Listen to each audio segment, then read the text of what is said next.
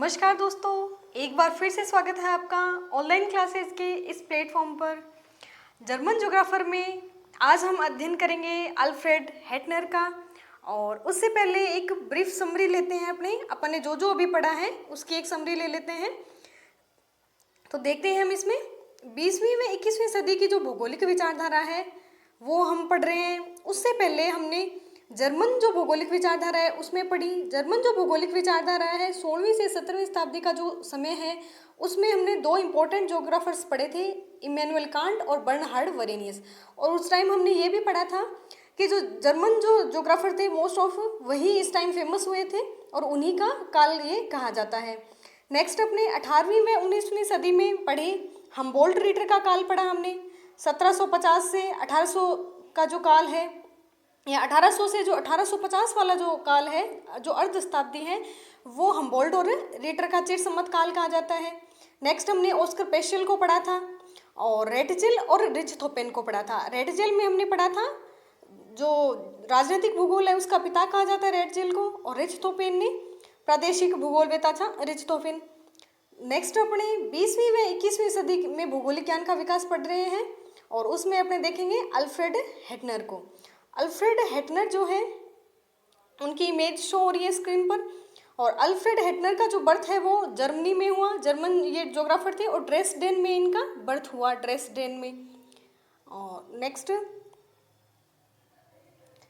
Alfred हेटनर का जो समय है वो है 1859 से 1941 और ये 20वीं सदी के अग्रणी भूगोलवेता थे। रेटजेल और रिचथोपेन के ये शिष्य थे। रेटजेल और रिचथोपेन के साथ के ये शिष्य थे और इनका जो कार्य क्षेत्र है वो है प्रादेशिक भूगोल में, रीजनल जो ज्योग्राफी है उसमें इनका कार्य क्षेत्र है और इनका योगदान है। नेक्स्ट इनकी बुक्स देखते हैं। जो रिचथोपेन है उन्होंने प्रादेशिक भूगोल में ही यूरोप नाम से एक बुक लिखी है और वो 1907 में उसका प्रकाशन हुआ था। नेक्स्ट इनकी जो बुक्स हैं वो है वर्गली चैंड लैंडेरकुंडे। वर्गली चैंड लैंडेरकुंडे ये शब्द जर्मन लैंग्वेज है और आपको थोड़ी डिफिकल्टी हो सकती है। इसका अर्थ होता है तुलनात्मक प्रादेशिक भूगोल। ये भी शब्द आ सकता है जर्मन, और तुलनात्मक प्रादेशिक भूगोल भी शब्द आ सकता है। दोनों शब्द आपको ध्यान में रखने पड़ेंगे। नेक्स्ट इनकी जो बहुत फेमस बुक थी वो थी handbook of geographical science. Handbook of geographical science, the surface feature of the land. और इनका ज़्यादातर जो भी योगदान है वो प्रादेशिक भूगोल में है। नेक्स्ट इनको कोरोलॉजी जो है उसके लिए जाना जाता है। कोरोलॉजी जो कंसेप्ट है उसके लिए जाना जाता है। कोरोलॉजी अपन पहले भी देख चुके हैं। कोरोलॉजी जो कंसेप्ट है वो स्ट्रेबो के समय से ही क्षेत्रवर्णी जो लेख हैं उनकी नींव डाली थी स्ट्रेबो ने, और ये स्ट्रेबो के मत के समर्थक थे और इन्होंने क्षेत्रवर्णी संकल्पना पे काम किया। कोरोलॉजी भी आ सकता है और क्षेत्रवर्णी भी शब्द आ सकता है। योगदान में इनके देखते हैं अपने 20वीं सदी में कोरोलॉजी साइंस का ये अग्रणी जर्मन भूगोलविद था और इसके अनुसार भूगोल एक क्षेत्र विवरणीय या कोरोलॉजी साइंस है जो प्रदेशों का वर्णन करता है।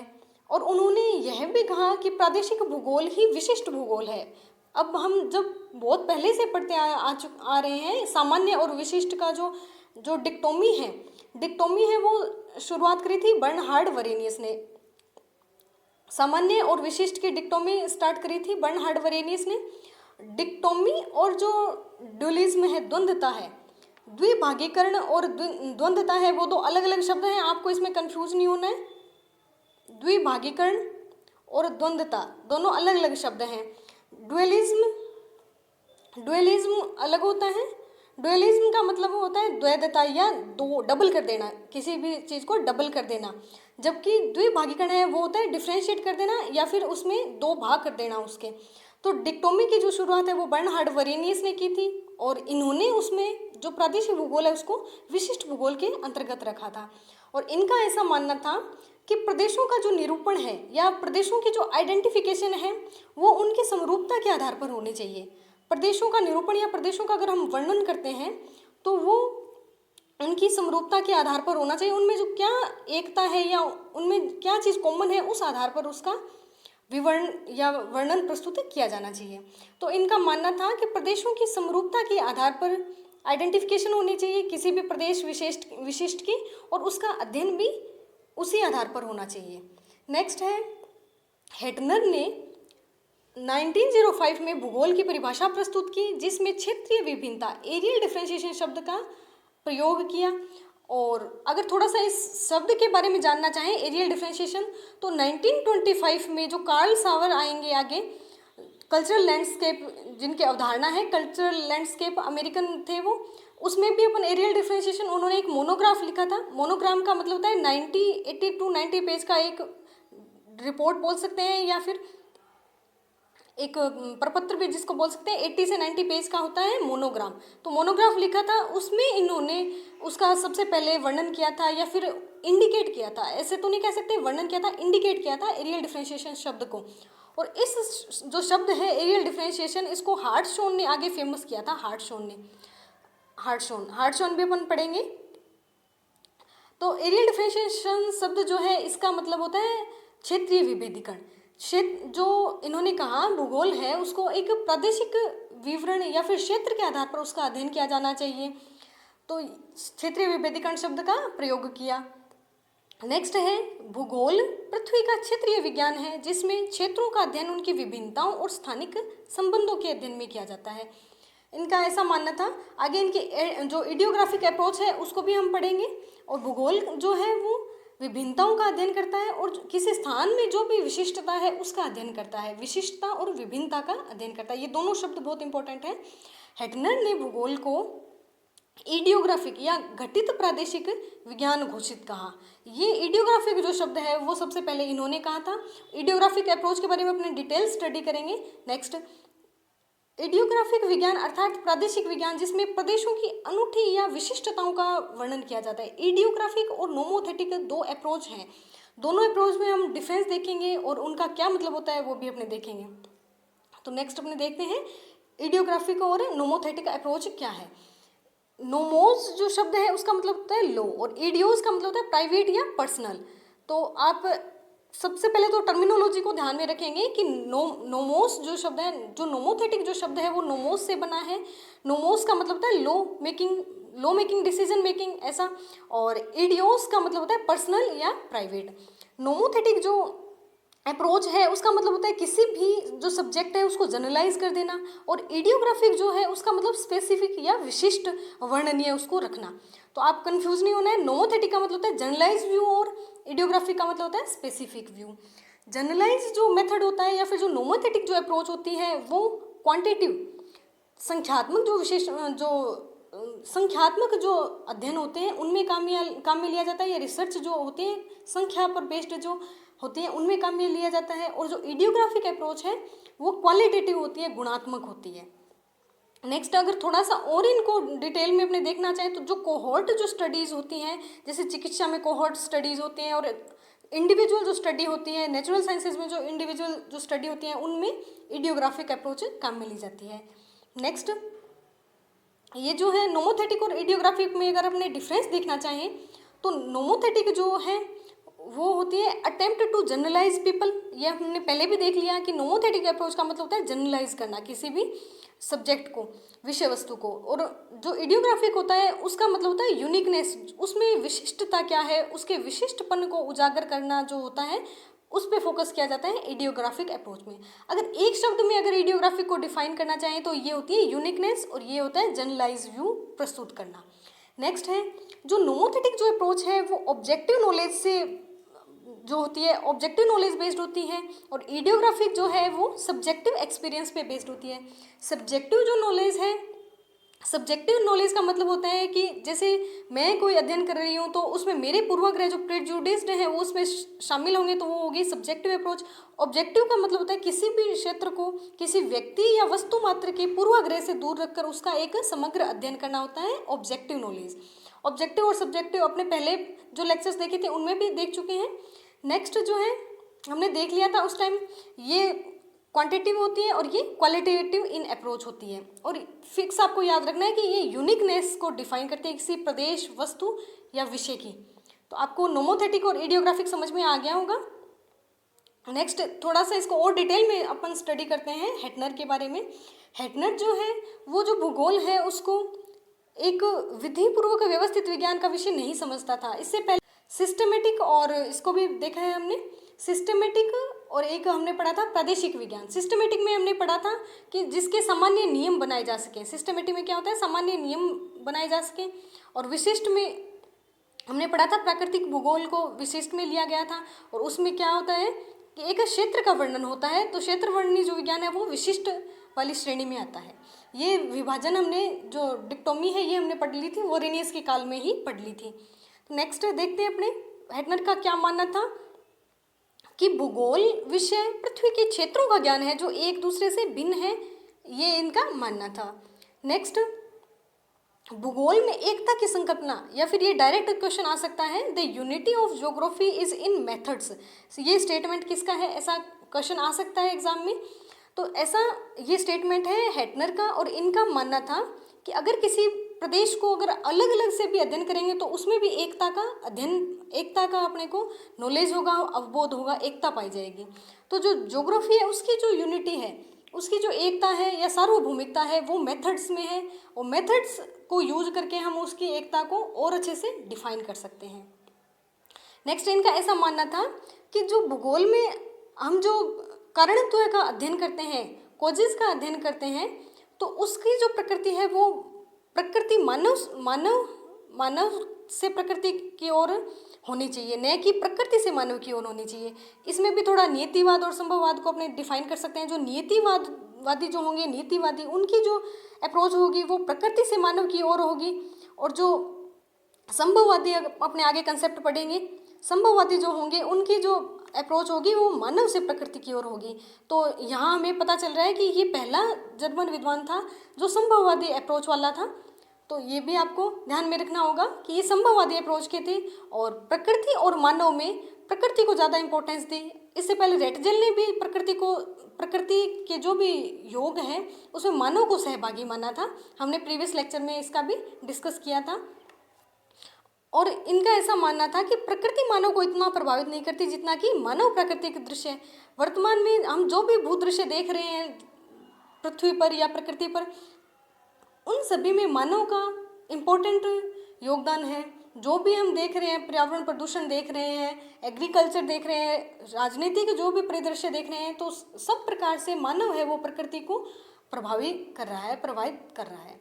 नेक्स्ट, हेटनर ने इस अवधारणा को भी अस्वीकार कर दिया कि भूगोल है वो सामान्य व्यवस्थित हो सकती है।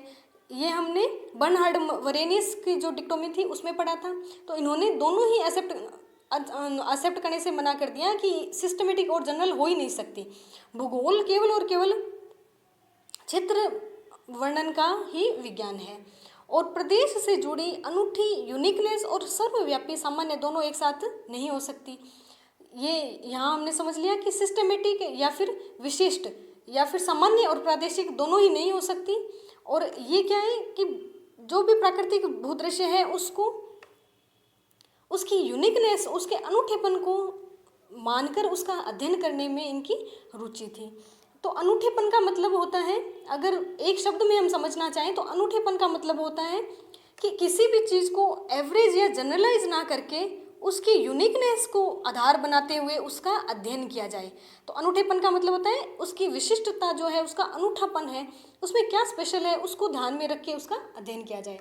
तो इनका थ्योरी ऑफ जो यूनिकनेस है ज्योग्राफी में, वो इनका कंसेप्ट था, और ये कंसेप्ट है वो काफ़ी टाइम तक भूगोलवेताओं पे छाया रहा।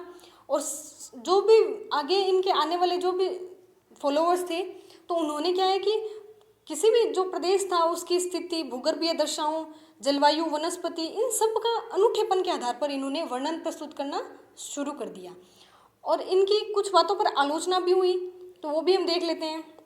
हेटनर का जो दृष्टिकोण था वो क्या था कि मानव के जो कारक थे उसमें इसने प्राकृतिक वातावरण की अवहेलना की, और जो सांस्कृतिक जो कारक है या मानवीय जो कारक हैं उन पर इनका अधिक प्रभावित योगदान था, कि जो मनुष्य है वो प्रकृति को अधिक प्रभावित करता है, न कि प्रकृति मनुष्य को इतना प्रभावित करती है। तो हेटनर को हमने पढ़ा। हेटनर जो था बेसिकली प्राकृतिक प्रादेशिक भूगोलवेता था और स्ट्रैबो के मत का समर्थक था। ये हमें याद रखनी है बात। और इनकी मोस्ट जो इम्पोर्टेंट वो है बात कि ये इडियोग्राफिक अप्रोच इनकी थी। आइडियोग्राफिक और एरियल डिफरेंशिएशन पे भी इन्होंने काम किया, थ्योरी ऑफ यूनिकनेस पे इन्होंने काम किया। नेक्स्ट इसके बाद अपने अध्ययन करेंगे कार्ल हाउसहोफर का। कार्ल हाउसहोफर जो है, इससे पहले थोड़ा लैंडशाफ्ट कुंडे जो इनके है रचना वो भी देख लेते हैं। लैंडशाफ्ट कुंडे इन्होंने शब्द दिया था, और लैंडशाफ्ट कुंडे का मतलब होता है भूदृश्य विज्ञान। भूदृश्य विज्ञान, इससे पहले लांडेर शब्द भी अपने देख चुके हैं, लांडेर शब्द। तो लांडेर शब्द जो है वो रिचथोफेन ने दिया था। इसका मतलब होता है प्रमुख क्षेत्र, और मेसो स्तर के भी बोल सकते हैं भूदृश्य हैं, उनको लांडेर कहा था। अर्डकुंडे, अर्डटेल, ये वाले शब्द भी सारे जर्मन शब्द हैं, तो आपको ध्यान में रखना होगा इन शब्दों को, इनका अर्थ क्या होता है वो भी ध्यान में रखना होगा। नेक्स्ट है हेटनर ने भूदृश्यों के अध्ययन के लिए लैंडशाफ्ट कुंडे, लैंडशाफ्ट कुंडे का मतलब होता है भूदृश्य विज्ञान, और इस शब्द ने 20वीं सदी के आसपास बहुत अधिक लोकप्रियता हासिल की थी लैंडशाफ्ट कुंडे ने। लैंडशाफ्ट कुंडे जो है उसके अनुसार लघु अथवा वृहद प्रदेशों का अध्ययन करना लैंडशाफ्ट कुंडे में सम्मिलित होता है, और जो मानव है वो प्रधान अभिकर्ता नहीं है जो वातावरण को प्रभावित करता है, और इसके अलावा अन्य भी जो कारक हैं जैसे कि वायु, ताप, आर्द्रता, ये भी क्या है कि प्रभावित करते हैं वातावरण को। और इन्होंने क्या देखा कि भूदृश्य या लैंडशाफ्ट जो है वो एक समांगी क्षेत्र है, यूनिफॉर्म, जो एक ऐसा समांगी क्षेत्र है जिसमें सभी जो कारक हैं उनकी यूनिफॉर्मिटी या समांगिता देखी जाती है, समांग एक क्षेत्र है। तो लैंडशाफ्ट कुंडे आपको ध्यान में रखना है, भूदृश्यों का अध्ययन। नेक्स्ट अपने पढ़ेंगे कार्ल हाउसहोफर को। कार्ल हाउसहोफर हैं, ये भी जर्मन विद्वान हैं, और इनकी अवधारणा को पढ़ेंगे हम। पहले इनकी इमेज देखते हैं थोड़ा। कार्ल हाउसहोफर जो हैं जर्मन विद्वान हैं, और कार्ल हाउसहोफर 1920 बर्थ नेम है इनका कंप्लीट, कार्ल अर्नेस्ट हाउसहोफर। इनका जन्म है वो म्यूनिख में हुआ था, जर्मनी, 27 अगस्त 1869, और इनकी मृत्यु है वो 10 मार्च 1946 को हुई थी। इन्होंने आत्महत्या करी थी, इसके कारणों का भी आगे अध्ययन करेंगे हम। तो कार्ल हाउसहोफर को पढ़ेंगे। कार्ल हाउसहोफर 1869 से 1946 जर्मन राजनीतिक भूगोलवेता थे, और म्यूनिख विश्वविद्यालय के प्रोफेसर थे 1944 में। इनके शिष्य थे डोल्फ हिस, जर्मन राजनीतिज्ञ थे जो, और ये हिटलर के समकालिक और सहयोगी थे। नेक्स्ट जब अपन क्वेश्चन करेंगे इन टॉपिक्स के, जर्मन ज्योग्राफर्स के, और पहले वाले जो इंक्लूड करके, तब इसमें देखेंगे अपने इस पे बेस्ड अच्छे क्वेश्चंस करेंगे, अपने प्रीवियस ईयर्स में आए क्वेश्चन डिस्कस करेंगे। हिटलर का समकालिक और सहयोगी था, और मीन कैफ जो बुक है उसमें भी हिटलर की रणनीतियों का जिक्र किया था, तो ऐसा डायरेक्ट क्वेश्चन आया हुआ है। मीन कैफ जो है हिटलर की आत्मकथा भी कह सकते हैं इसको, और हिटलर की रणनीतियों का इसमें जिक्र है, कार्ल हाउसहोफर द्वारा लिखी गई है जो। नेक्स्ट है जियोपॉलिटिक्स ऑफ पैसिफिक ओशन, ये इम्पोर्टेंट बुक है काफ़ी, और ये भी आ सकती है। जियोपॉलिटिक्स ऑफ पैसिफिक ओशन, प्रशांत महासागर की जो लेकर जो रणनीति है उस पर बेस्ड इनकी ये बुक आई थी। और नेक्स्ट इनकी बुक है महान शक्तियों के पार, बियॉन्ड द ग्रेट पावर, और द्वितीय विश्व युद्ध से पहले और बाद की शक्तियाँ। तो इन्होंने क्या किया था कि पहले से ही प्रेडिक्शन कर दी थी कि जर्मनी जो है वो जीतेगा, तो ऐसा मानकर जर्मनी में और कॉन्फिडेंस की भावना आ गई थी, और जर्मनी हार गया था बाद में। तो ये सब जो था इसका हिटलर पर बहुत प्रभाव था कार्ल हाउसहोफर का। तो इन्होंने क्या है कि पहले ही परिणाम निर्धारित कर दिए थे, और जो जर्मनी है उसको विजेता बना दिया था। नेक्स्ट अपने देखते हैं इसमें कार्ल हाउसहोफर जो है उनका योगदान देखते हैं। जर्मनी में भू राजनीतिक जो विचारधारा है उसका प्रतिपादन कार्ल हाउसहोफर ने किया था। भू राजनीतिक अवधारणा जो है, भू राजनीतिक अवधारणा का मतलब होता है जियोपॉलिटिक जो स्ट्रेटेजी है। केजलिन जो है जर्मनी का, उन्होंने ये शब्द यूज किया था, वो भी अपने देखेंगे आगे। तो भू राजनीतिक विचारधारा का प्रतिपादन किया था, और इन्होंने बताया कि एक राज्य को अपने भौगोलिक संसाधनों का विश्लेषण करना चाहिए और उनको शक्ति के रूप में इस्तेमाल करना चाहिए। जो भी रिसोर्सेज हैं, अपनी जो लोकेलिटी है, उस जो प्रदेश विशेष की जो लोकेलिटी है उसको भी अपने जो संसाधन है उसका अच्छे से एनालिसिस करके उसके हिसाब से अपनी रणनीति है वो बनानी चाहिए। तो जर्मनी जो है इसका मानना था कि जर्मनी जो है वो चारों तरफ से अविजित है और पहाड़ियों से घिरा हुआ है, एक तरफ से पहाड़ियाँ और एक तरफ से उत्तरी सागर जो जमा रहता है। तो जो जर्मनी है वो अविजित है और इसमें बहुत सारा पोटेंशियल है, तो उसको अपने रिसोर्सेज का उपयोग करना चाहिए और अपने भौगोलिक विस्तार के लिए शक्ति के रूप में संसाधनों को इस्तेमाल करना चाहिए। तो इस प्रकार से जो हिटलर है वो इनके विचारों से प्रभावित हुआ और पड़ोसी जो देश हैं उन पर आक्रमण किए और द्वितीय विश्व युद्ध की शुरुआत हो गई। और युद्ध में हारने के बाद जो कार्ल हाउसहोफर हैं इन्होंने आत्महत्या कर ली थी युद्ध में हारने के बाद। तो ये हमने कार्ल हाउसहोफर को पढ़ लिया। कार्ल हाउसहोफर के बाद नेक्स्ट जर्मन जो ज्योग्राफर हैं उनमें हम पढ़ेंगे Johann Heinrich von Thunen. Von Thunen जो है वो आर्थिक भूगोलवेता थे और क्लासिकल इकोनॉमिक स्कूल से इनकी पढ़ाई हुई थी और ये जुड़े हुए थे। नेक्स्ट इनकी जो बुक है 1826 में आई थी, डर आइसोलेटेड स्टेट। ये जर्मन जो शब्द हैं ये भी आपको याद रखने होंगे। और एकाकी राज्य, इसका अर्थ होता है एकाकी राज्य। डर आइसोलेटेड स्टेट नाम भी आ सकता है डायरेक्ट एग्जाम में। और इनका जो योगदान देखते हैं अपने 1826 में क्रिस्टी अवस्थिति सिद्धांत लोकेशन थ्योरी है जो एग्रीकल्चर की, वो इन्होंने प्रस्तुत करी थी। और उसमें भूमि उपयोग जो किस प्रकार से होता है, एक बाजार के चारों ओर भूमि उपयोग किस प्रकार से होता है उसको इन्होंने समझाया।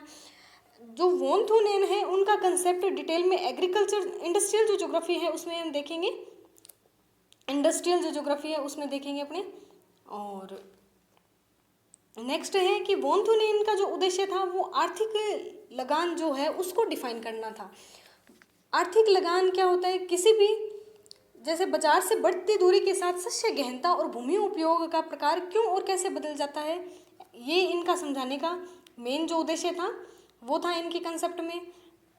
जब हम जो इंडस्ट्रियल ज्योग्राफी जो पढ़ेंगे जब हम, तो सबसे पहले इन्हीं को लेंगे और उसमें हम पढ़ेंगे कि इन्होंने वलयाकार एक पैटर्न बताया था और इन्होंने बताया था कि बढ़ती दूरी के साथ जो भूमि का उपयोग है, जो बिल्कुल बाजार के पास वाली होगी उस भूमि का मूल्य होगा वो उच्च होगा और जब दूर वाली होगी उसका मूल्य है वो बहुत कम होगा।